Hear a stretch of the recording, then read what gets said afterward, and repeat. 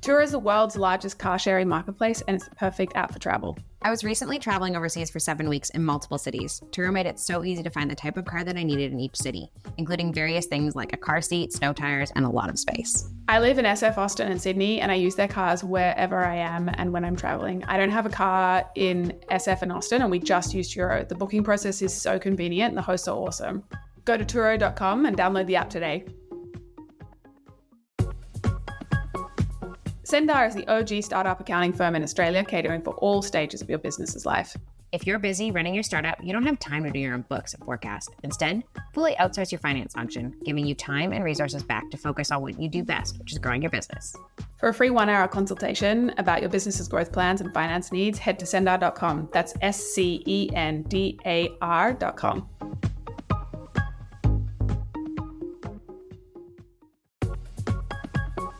Are you building a SaaS business and looking to achieve compliance with SOC 2 and ISO 27001 or other security and privacy frameworks? Compliance can unlock major growth and build essential customer trust, but let's face it, it's usually time-consuming and expensive. And really kind of a pain.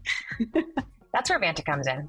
Vanta automates up to 90% of customer compliance tasks, making you audit ready fast and saving you up to 85% of the associated costs. Plus, Vanta scales with your business, offering a market-leading trust management platform to continuously monitor compliance, unify risk management, and streamline security reviews. Join 7,000 global companies, including Atlassian and Dovetail, that trust Vanta to build and prove their security in real time. And for our listeners, Vanta is offering 10% off. Just go to vanta.com/first.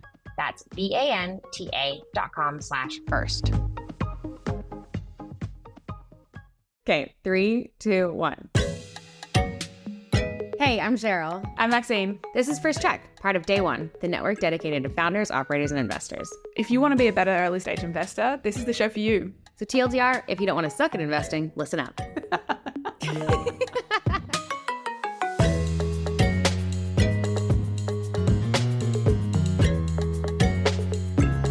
Welcome. Today we have Anabel Lippincott Paksoy on the pod, and I am so excited to have her here. We've been friends for a very long time, and I have been inspired by her from the day that I met her. I am just wowed by her as an angel investor. She was actually my on-ramp into investing through a community that she put together in SF many years ago, which I'm excited to dive in and talk about community with her. Watching her angel invest is just incredible at developing networks and communities that are super high signal, really wonderful humans as well, and just kind of wonderful thought partners to help be better investors. And she's done some really cool stuff. She is now a partner at 43, which is a really cool pre-seed fund based in the Bay Area, and also a partner at the council, and just a wonderful human. So excited to dive in today and talk to her about all things early stage investing, pre-seed, and community. That's awesome. I don't know Anabel personally. I'm excited to get to know her a little bit more today, but anyone who started a community for female angels to get together and learn more is A-okay in my books. And I'm also really excited to learn more about pre-seed investing because we don't have very many true pre-seed investors in Australia. So yeah, really excited to hear Anabel's thoughts around pre-seed investing. So welcome, Anabel. Welcome. Thank you so much. It's a treat to be here with you guys. Amazing. So the first question that we ask everyone who comes on is, what is the first thing that you invested in? I think if I really have to rack my brain, it's going to be a couple CDs. Incredible. Likely something like an Avril Lavigne CD, in the early aughts, if I have to, I think. And if I was smart, I would have hung on to those, but because I think they're going to be a relic someday, but no, they've made their way into landfill at this point. Oh, that's unfortunate. I heard those get auctioned off for lots of money now. So yeah, right. If you're anything like me though, my early CDs, I took them everywhere with me and I scratched them up something fierce. And so especially my favorite songs would be really glitchy by the time I was ready to part ways and send them into landfill. Oh, yes. Skater Boy is completely unlistenable at that point. Totally.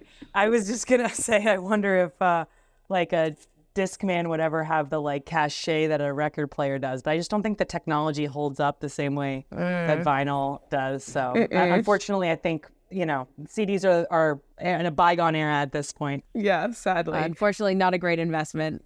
Right, exactly. Not a great investment. Do not judge me on that.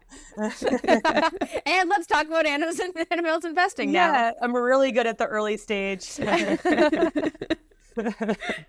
I just don't know that you could these days convince someone to wear a Discman on their belt in the way that we used to. Remember we used to carry them around it was almost like a discus, like huge chunky thing. I mean, the headphones are back. You're looking amazing with your headphones, but like, thank you so much. The like big handheld like takes up a whole part of you. Yeah.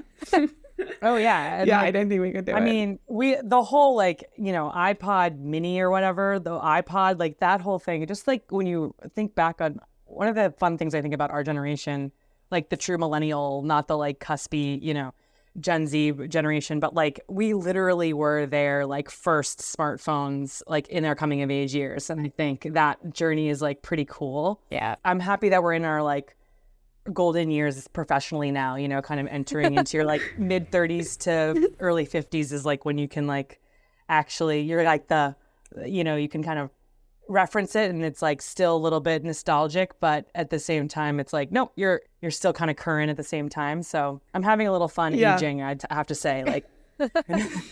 You're making me excited. I'm right there with you. This is great. Yeah, no, I'm ready. I'm like ready for my Eileen Fisher like baggy clothes moment. So that's where I'm at. Yeah, perfect. I'm here for it. Definitely a nostalgic moment in terms of like there were like culottes and baggy jeans and those like huge like Echo shoes that I used to wear that I was like pretty embarrassed having been through that fashion era for like a solid 20 years there. And now I'm seeing like the coolest people, like Gen Z is wearing those outfits again. And I'm like, wow, yes, okay. I don't feel as bad for those horrible fashion moments. Yeah. We're back in it. Totally. Yeah, I'm happy for it. I'm right here for it. Same.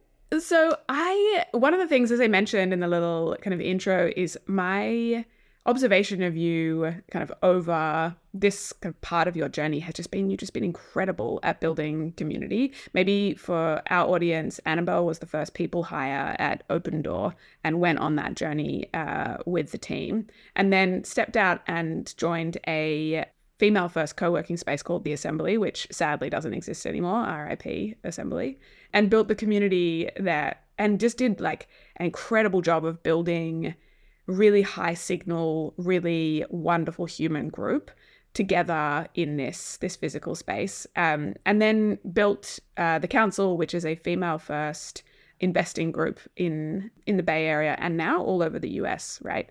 Got members in all four corners of the continental US. So I'd love to just hear how you think about building communities. Why do it? What are some things that you've noticed about what works really well in communities? What destroys them? I'd love to just kind of hear your thoughts on community generally, and then maybe we can dive in a little bit deeper. For sure. Well, thank you so much for the kind words. And Maxine, you've always been a huge champion and like member of the communities that I've been privileged to be a part of and help build. And it's been folks like you who've kind of stepped forward and like highlighted what's special about it that even like gives us the chance to reflect on what is it that we are building here and like what is that special sauce. Yeah, I think like we would not be suffering from a loneliness epidemic or pandemic, whatever, right? And I think we'd all be very rich if we knew if we had a blueprint for building community that was repeatable and if we could monetize those two things. And I say that because I think that a lot of times when we talk about community, people end up wanting to know, like, how can I, like, go and build a community? Like, tell me how to do it, or I want to make a business out of a community. And I think those two things are super like, of course, like, who doesn't love the feeling of belonging that comes from a great community? And then why shouldn't that be something that you could turn into, like, a successful business? However, I think one of the annoying, frustrating / magical parts about true community is that it's not quantifiable. It's not exactly, it's kind of like cooking versus baking, I like to say. Like, it's a little of this, it's a little of that. It's like why I like to cook and I'm not a baker, right? It's like you're never going to make the same recipe twice. And, you can follow the guidelines, but ultimately what makes each community special is really, really about the members. And I think I'll stop waxing philosophical for a moment and just say explicitly that, yes, some of the communities that I've been a part of, specifically the Assembly, like, obviously that was a business. in that it was a co-working space centered around like building community. The council is now a community that is trying, like has a paid membership and is also has a venture fund that's spun out of it. So I'm not trying to suggest it can't happen, but if, when we look back on some of the like precious early moments, and this happens in companies as well, like we reminisce about the early days and et cetera. I think it's that like je ne sais quoi, like the kind of like the thing you can't really put your finger on is something that I think is this weird, like unspoken social contract that happens as you're building a community, which is really, it's kind of nothing except for a group of people who are either like implicitly or explicitly agreed to show up, be in each other's like company and presence, usually around a shared either goal, interest, or purpose. And really your job as a community builder is to try to identify what that common goal is and shared purpose, and then really just like hold space and design the container for that. And what I mean by container, I mean like operating principles, so to speak, of like, how do we talk to each other? How do you join? What are we asking of each other? And then I think the other thing in terms of holding space is that you really need to like ensure that people who are a part of it are contributing in some way to the community in order to feel like truly bought in. So I'll pause there because I can go on and on and on and on, but I think community at its core is like, it's hard to design. Yeah. Yeah. I have so many threads. I mean, I love that baking versus cooking analogy, because it really does feel like those early communities and even like huge scale thriving communities, there is a like almost like an organic system to them, kind of like a garden or something that there's like iterative and it's kind of growing over time. And your work is that kind of curation as opposed to the like construction of it. And this kind of idea of creating the container for it. One of the things, especially in investing, and especially in the like pre-seed, seed, and maybe even kind of further along, is building a community of people that are high signal that send you interesting deals. And so kind of thinking about how do you construct that maybe more amorphous community that they might not share a kind of identity as a group, but how do you think about constructing that community of folks that send you really great deals? Do you thoughtfully construct it, or is it at this point something that just like is your natural game? So I think the council, which is we used to call it like a consortium. Essentially, it was a group of other women who were interested in investing as angel investors. And the goal of the council was just to get together and share deal flow. We did not invest as a group. There was no shared investment vehicle. It was not even like a formal entity. It was literally just a group of people who were sharing deal flow and talking through deals as like a learning exercise. And it was amazing. Yeah, it was amazing. I think the reason I offered that context is because I think that, and it still exists today, again, it's a little bit larger in scale, but I think the reason I offer that context is because at the early days when I was learning how to invest, I didn't know how to invest, but I knew how to build a community, and I knew that I didn't want to invest on my own. And so I was like, okay, let me build a community as a learning platform for myself. Now I would say it's a little bit building the kind of network and your like deal flow, flywheel, et cetera. That is more and more second nature to me. Mm. But it's because of like the muscle that I built through creating that more intentional like group to share deal flow. The thing I want to say about that is it doesn't mean you have to go off and create like a group every time you want to like cultivate your network and ignite it to be this like powerful referral engine. I think the thing that I needed, and again, this is like, it's interesting how like trends have shifted too. Like even in 2018, it was like, which is 5 years ago at this point, like it was a little bit new for operators, female operators who were not like already super independently wealthy to think about deploying capital as independent investors into startups. That's not to say that people didn't do it, they did. But part of the reason why I started the council was because it actually was just frustrating to me that the dudes around me were just talking about deals and sharing those deals with each other, and that wasn't a conversation topic in my peer group.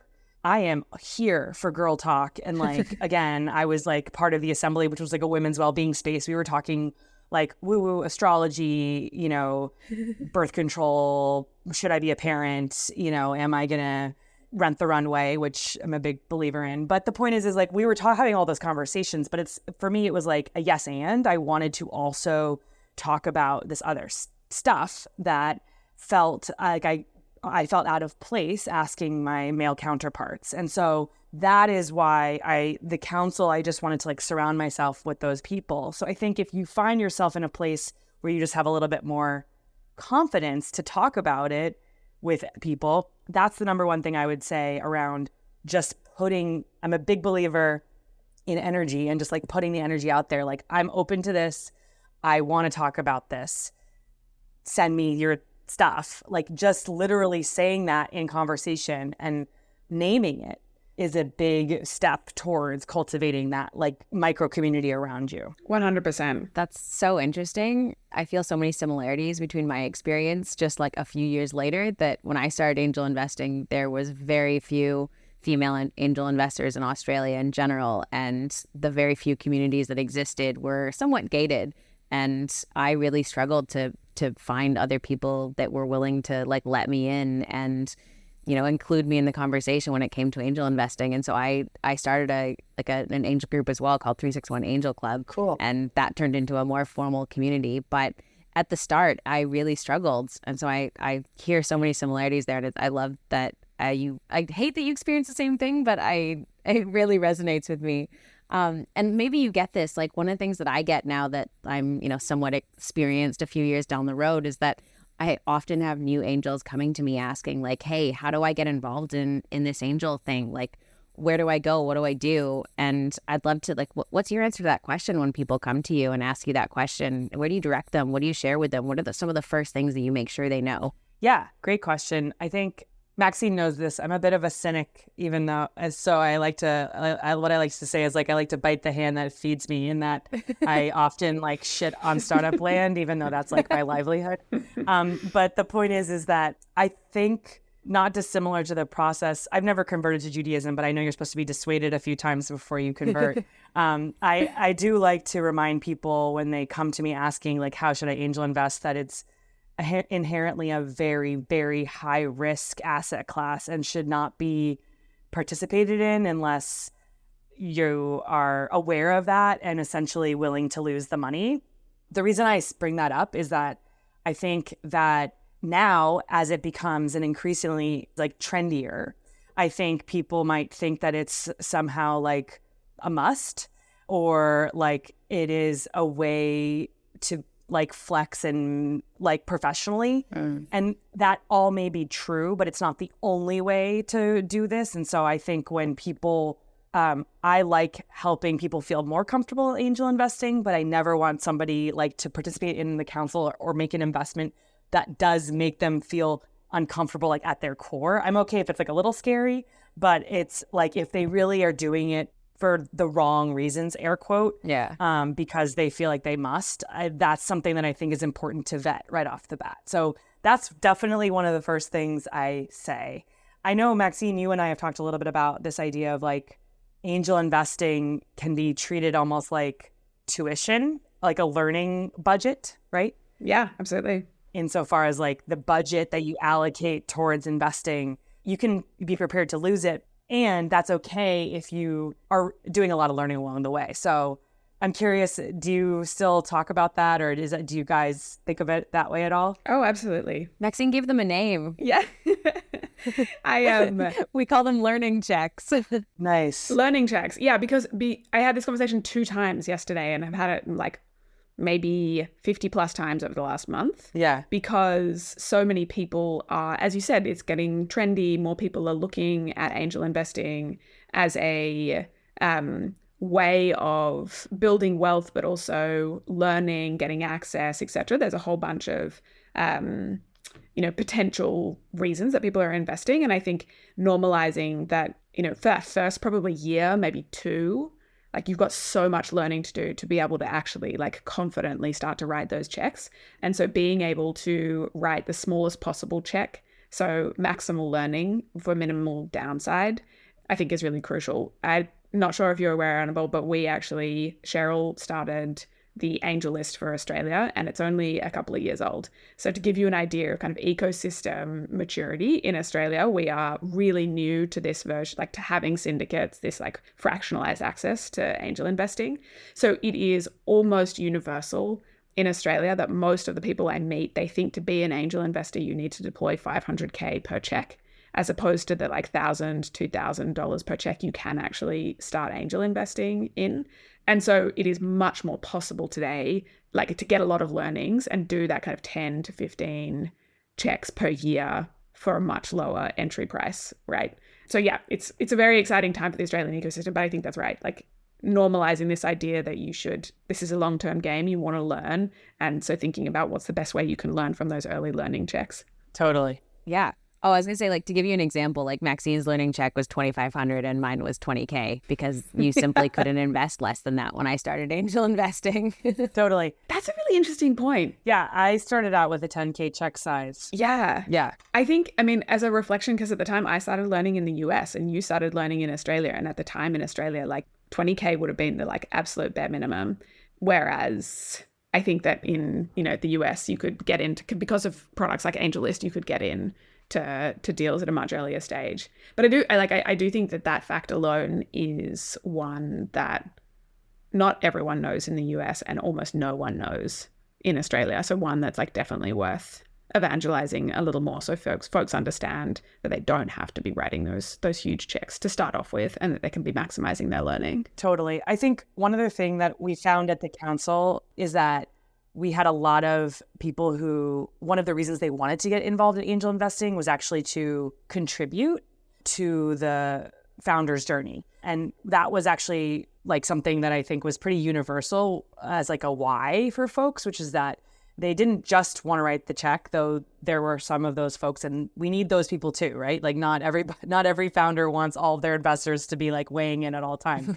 But the point is that I think I like to remind people that like your check, I used to say like my checks are small but mighty, right? Insofar as like I might be deploying a small check, but it comes with me and a lot of my effort. And you can also like sell yourself as an advisor who wants to put your money in alongside of their time. And I think that was something that in the early days of the council, when we were getting women comfortable with just like getting involved, deploying capital, and actually like pitching themselves to a founder, which I think as an investor, you have to start like getting good at that. I think pitching themselves as like investor plus or like advisor who's going to put some money in. And I think that is a really good way to put small checks in, because you could essentially say like, look, I'm putting in 5K or less, right? But I'm going to give you time, my time as well. And I've actually even suggested, and for myself, like asked for like, hey, I'm going to give you 10K, but I want 20K of equity, right? Because I'm going to like give you my woman power alongside of that. And so that's like a good way to kind of amplify the actual dollars, I think, in the early days as well. Yeah, absolutely. And I've seen a few folks do that. Actually, Dustin, who is your partner at 43, was our first pre-seed investor at Fairshake. Yes. And he did a very similar thing, right? Yes. He wrote the check and also negotiated advisor equity on top of that. And like, man, did he earn that equity. He was so useful and such a wonderful partner to us as we were building the business. So I think it can be a really, really powerful model. Are you building a SaaS business and looking to achieve compliance with SOC 2 and ISO 27001 or other security and privacy frameworks? Compliance can unlock major growth and build essential customer trust, but let's face it, it's usually time-consuming and expensive. And like really kind of a pain. That's where Vanta comes in. Vanta automates up to 90% of customer compliance tasks, making you audit ready fast and saving you up to 85% of the associated costs. Plus, Vanta scales with your business, offering a market-leading trust management platform to continuously monitor compliance, unify risk management, and streamline security reviews. Join 7,000 global companies, including Atlassian and Dovetail, that trust Vanta to build and prove their security in real time. And for our listeners, Vanta is offering 10% off. Just go to vanta.com/first. That's BANTA.com/first. One thing that jumps out to me here as we're talking about this, and when I think about you, you're just always kind of the right step ahead of the curve, right? You're not so far out ahead in trends that you like build things before. Yeah. That you build things and then like they wither on the vine. But I mean, just the like angel investing example, the kind of community building example, you're just the right amount kind of ahead. I wonder, and this is maybe like purely selfish, but like what cool things are you seeing in terms of innovation in the angel investing space, innovation in the like fund structuring space, innovation in the investing world generally? Have you seen anything cool recently? Yeah, I mean, I think I'll have to like talk a little bit about my current project. Yes, please. Which is 43. It's a pre-product fund. Dustin, the investor that was Maxine was just referencing, is my partner in the fund, and Maxine was our matchmaker. So major props to that. What I mean by like talking about my current project is I think that as I was kind of happily kind of bopping along as an angel investor, I didn't actually envision professionalizing. And by that, I meant like I just deploying other people's capital did not feel like it was really something that I would want. And a part of that is because I think there's a lot of autonomy and power in like making decisions on your own. And the idea of having to kind of go and like join a firm with a thesis that's not yours and, you know, have this idea of like consensus-based partner decision-making was just like not appealing to me. That being said, like it takes money to make money. And so, you know, it's hard to imagine becoming like having this be like a real financial, like, you know, positive outcome when you're deploying a total of $100,000 versus, you know, like, you know, across years, right? Absolutely. And so I think that one of the things that we're doing at 43 that I do think is really impactful for the space, and I think this space like needs it, is this idea of professionalizing the angel check. And what that means is staying independent, as in staying kind of as a conviction-based decision maker and capitalizing angels. Now, I think that idea is not new. It's been around for a while in the US. And this idea of like things like scout programs, which are where like funds offer small budgets to well-connected folks, you know, for a lot of really different reasons. And, you know, AngelList itself, you know, kind of started a program around this.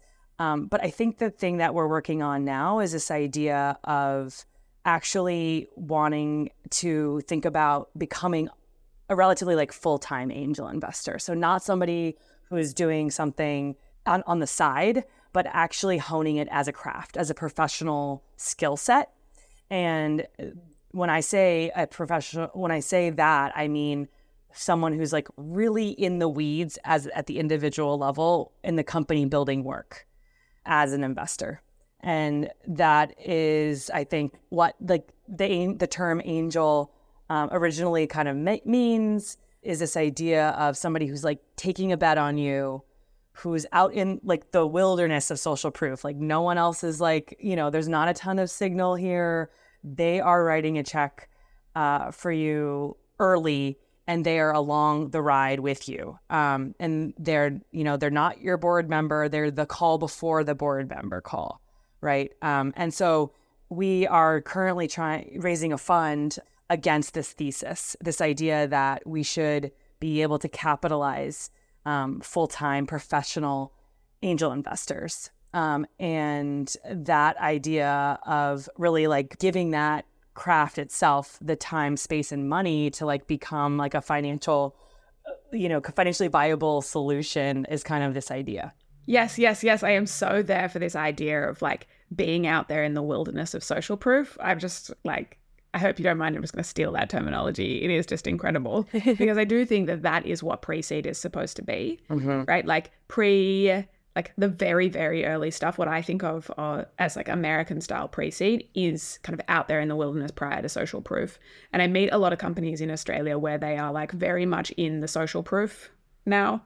And they're still kind of being considered pre-seed companies, but they have a product, they have early traction, they have early customers, etc. And to me, I think we are really missing in Australia that like true, a professionalized group of people that are doing that kind of true out there in the wilderness prior to social proof. Well, at least we were missing that, and hopefully Co-Ventures can deliver on that promise to founders. But I shouldn't say there's no one there. I'm out there. I was going to say, you're there. Yeah. But there's a kind of a handful of angels that are willing to do that work.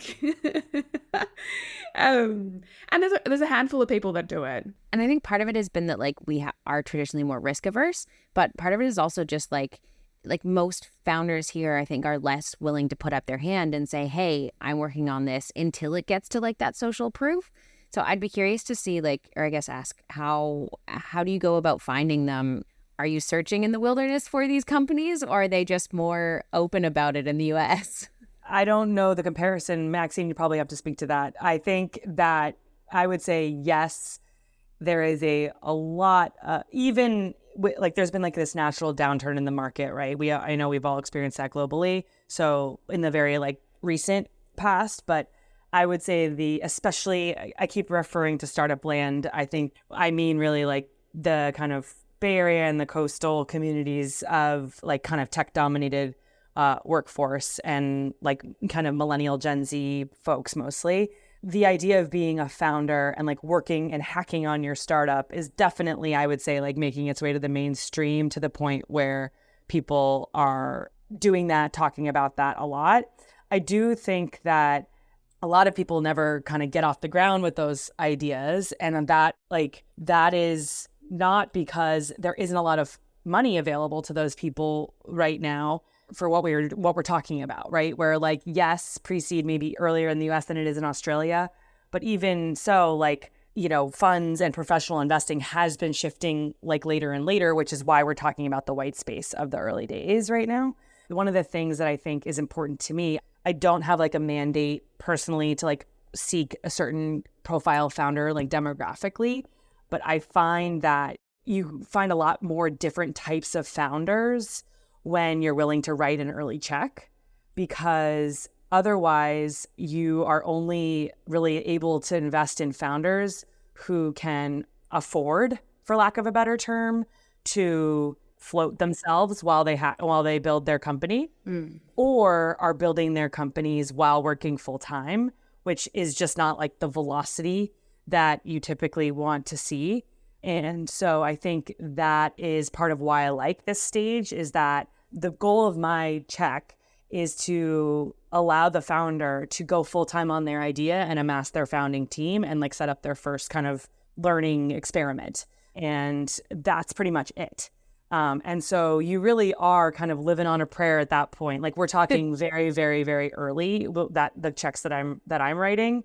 And I think that gives me a lot of freedom to leverage my background in people operations as my core decision-making framework. I like to joke that I would not make a great professional growth investor because I'm not a finance person, but I think I make a pretty good, you know, founder-oriented founder selection investor, which is really what you're talking about when you're talking about the earliest of stages. Absolutely. I mean, I think like your background in the people space, you see it being such a core strength in the wonderful investments you make and the kind of founders that you find.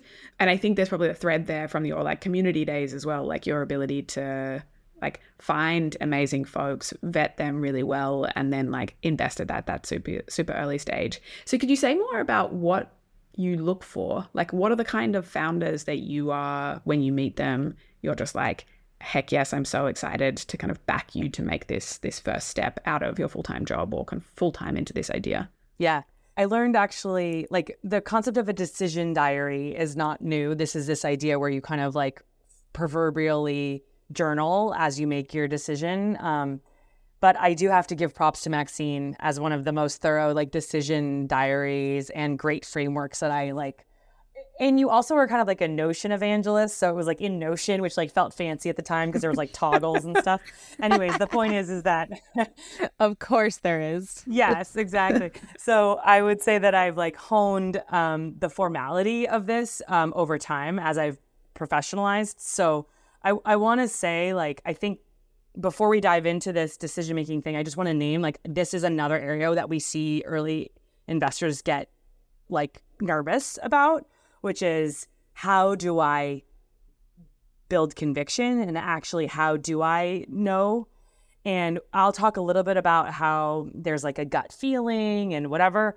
And again, I want to say angel investing is highly risky. And so there is going to be a moment where you just like jump in like off the deep end. And so that's a little bit why, like, thinking why those like learning checks, you're giving yourself permission there and stuff. Like, at a certain point, you're never going to get to, like, if everyone knew what was going to be great from the beginning, like, there wouldn't be such a thing as like this whole space. 100%. So I just want to suggest that, like, there is always going to be a lot of unknowns when you invest, especially early stage.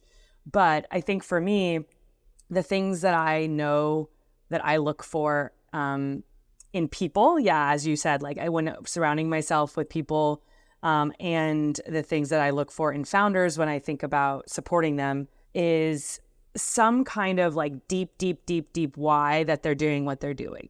And I read a business case about how like HR tech is like the next big space, is not what I'm talking about, right?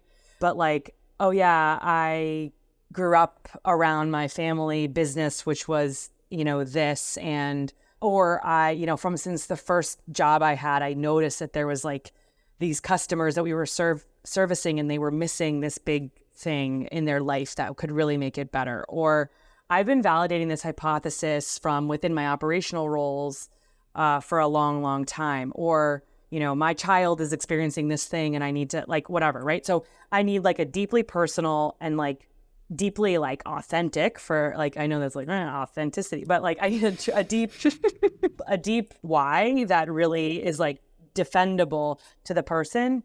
And because I think that being a founder is not that fun when push comes to shove. And so they need to have like a purpose-driven reason that they're solving this problem. And to that end, I think, like, obviously grit and resilience are really critical. And I think what I want to see around validating that is, are they super married to the idea of like how they're going to solve the problem? Or are they, you know, can I see that they would like pivot? Because I think the idea of like pivoting is actually, I love a pivot. Like, I think it shows that like you are building like a rapid learning engine. And the last thing I'd say is something that I like to call followership. I think ultimately, to be a founder, you have to be a leader in some way, shape, or form. And leadership can have a lot of different like flavors, but people need to like follow you into this wilderness, right? Because like startups are like that too. And so I want to feel that conviction. And there's no way to vet that. That's where it gets super personal. What I like to say is like, could I fall in love with this founder? And I don't mean romantically. I mean, like, would I actually go work for them? You know, is this person going to be able to attract top talent and investors around them? And like, do they have like that thing that you can't really put your finger on the pulse of, that is their kind of like leadership? And that's something that I call followership. And so those are like the core kind of founder selection tools. The other thing I always say is like, can I explain the business model to my husband? Depends. What does your husband do? Right. No, he's like a pretty nerdy like engineer who's like relatively, you know, risk averse. So it's helpful to me to like, I don't need to deeply understand like the space as much as the founder does, but I do need to be able to at least explain it to somebody who's going to ask me tough follow-up questions. I want to understand it. I don't need to go diligencing everybody I know who's in that space. Like I need to at least be able to like really feel confident and able to explain it. So those are the like some of my kind of decision diary points. I love that. Oh, I love those. I'm so curious, like, how much time do you spend with a founder to get to that stage in order to determine whether they're, you know, have the followership, have the deep why? Yeah, I would say like shockingly not that long. So I would say always a 30-minute meeting at the start, just to be like, is this at all like someone that I want to keep talking to? Kind of like a first drink date, so to speak. And then like the second meeting is like an hour long, tell me your life story. And I mean that literally. I'll be like, so where were you born? Like, what's like, then what happened? Then what happened? You know, like a real deep dive into who they are. And if they have a co-founder, then I want to meet that co-founder and understand the same things, and also want to understand their relationship pretty carefully. So that will often be like a follow-up conversation. And then I usually have a third conversation around like the actual experiments that they're planning on running. So like the kind of, obviously like the traction that they might have or have not, but then what are they doing? Like, what are they going to do with the money? Essentially, like what are they actually planning on doing? And I'm not talking about like, what's their big vision? It's great to hear that. But like, what does your next 3 months look like? What do your next, 12 months look like? Very cool. Very interesting. It never ceases to amaze me, because I think like the way that you think about pre-seed investing and the way that you think about kind of backing that early founder, I haven't found anyone in Australia who speaks about it in the same way. And that was my experience living in the Bay, or still living in the Bay, like the willingness to like really go to the human level, as opposed to try to manufacture some like investment case on a business model that is so far from being built yet. It's really refreshing to hear and be reminded like how important that first human evaluation is. That kind of, who are they as people? Where did they come from? What does their story tell you about their likely trajectory from here? And you are obviously one of the best people in the world to make that evaluation, right? Like you come from that people background and like have a wonderful instinct and a honed instinct over time of picking really wonderful people for chasing really hard problems. And it's so obvious in the kind of way that you've built 43. It's super, super cool. So when you think about like where you're excited about stage, I mean, like industry wise, do you develop theses about, we think there's going to be some interesting stuff in this space, or we want to see a change in this world, or do you just totally focus on the founder?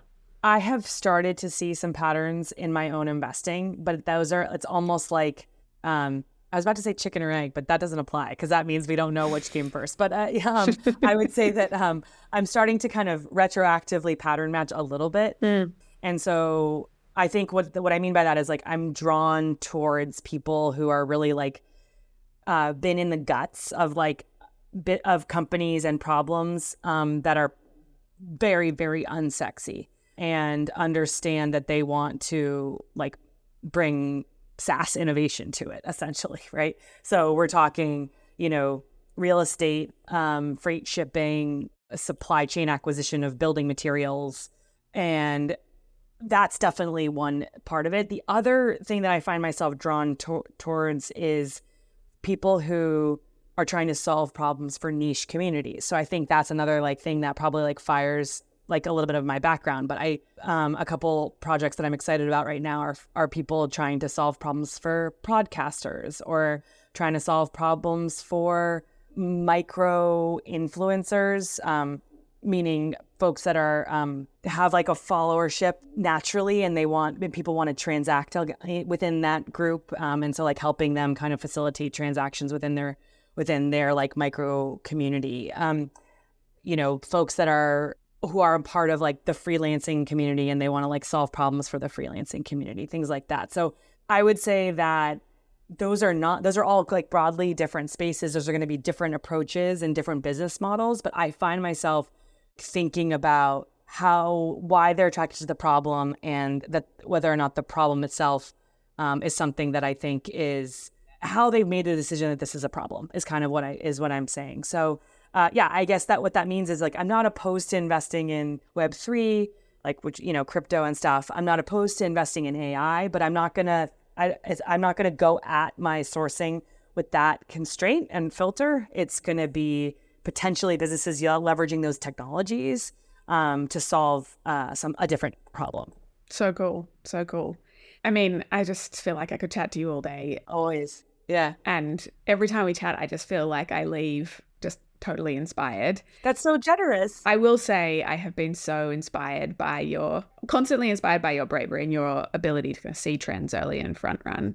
So I'm super excited to ask you our standard closing question for these conversations, which is, yes, what is your biggest big cojones moment, a moment that you have done something really brave? Probably like becoming a parent. Fair. But I think related to what we're talking about right now, I think writing that first check, honestly, that's a big thing. And essentially doing that with like all the conviction in the world that I want this product to exist, and I'm okay if it doesn't, you know, meaning like I'm okay if it doesn't work out, but I want to be along for the ride. And, you know, spoiler alert, like that investment has gone to zero. So, and I don't regret it. So I think that's such a great thing to hear, though.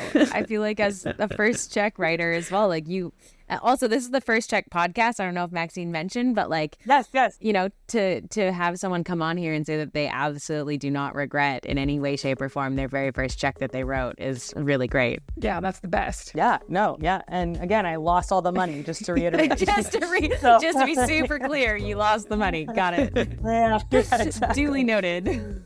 Yeah, exactly. Well, thank you so much, guys. This was really fun and exciting what you guys are doing with this space. And I giggle every time I read First Check with the QUE. I'm always like, I love that. That's amusing. I love it. I'm always like, oh, cute. Well, thank you so much for joining us today. And as always, this has been such a pleasure. Thank you. Thank you, Anabel. Yeah, talk to you soon. Bye, guys.